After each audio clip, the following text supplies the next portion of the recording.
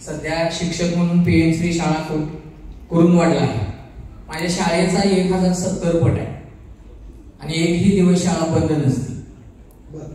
म्हणजे कंटिन्यू शाळा चालू असते. स्कॉलरशिपचं काम करतो आणि हे करत असताना माझ्या असं लक्षात आलं की आपल्याबरोबर आता जे डॉक्टर विकास पाटील उभा राहिले होते सांगत होते, मी त्यांनाही या माध्यमातून फोन केलेला होता.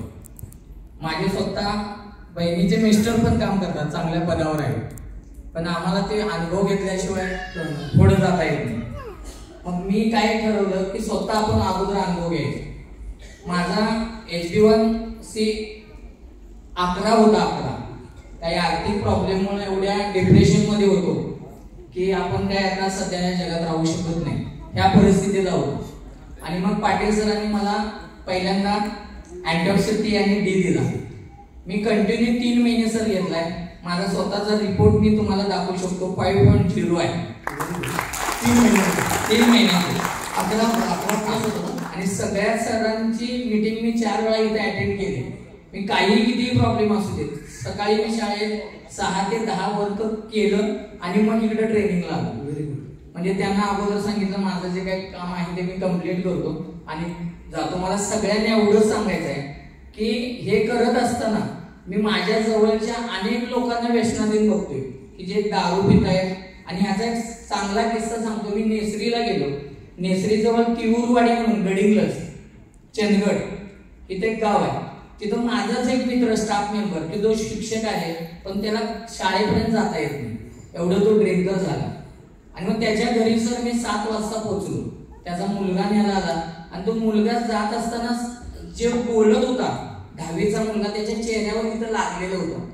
आणि लागलेलं विचारायला मी गेलो, अरे बाळा तुला एवढं कसलं वन लागलाय?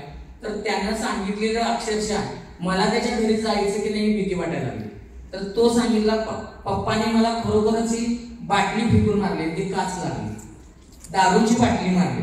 आणि मी ज्यावेळी घरी पोहोचलो त्यावेळी तो अक्षरशः त्याला उभा राहायला सुद्धा येत नव्हता.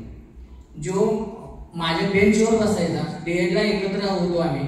आणि ती अवस्था बघून मलाही काय सुचेल. आणि मग त्यांची मिसेस आणि ते आल्यानंतर त्याला उभा राहायला येत नव्हतं, बोलायला येत नव्हतं, तो मला ओळखत सुद्धा नव्हता. काय हरकत नाही म्हणलं, मॅडमना काय घाबरू नका म्हणलं.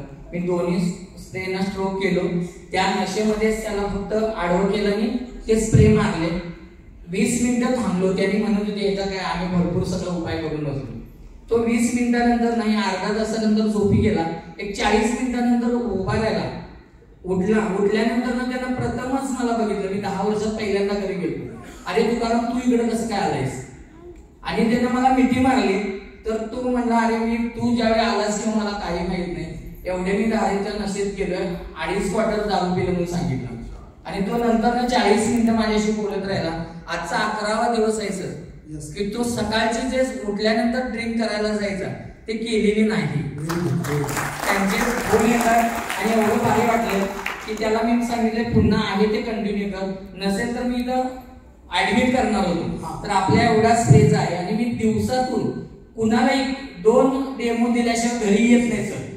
माझे स्वतःचे 2 डेमो देतो, त्यातले 2 जण तरी औषधानंतरचा पाठण्यात येतो. असे मी त्या नशामुक्तवर आता चांगलं प्रभावी काम करतो. चांगला नशा लोकांना पोहोचवत राहिलं पाहिजे, घेणे न घेणे त्याचा प्रश्न आहे. धन्यवाद.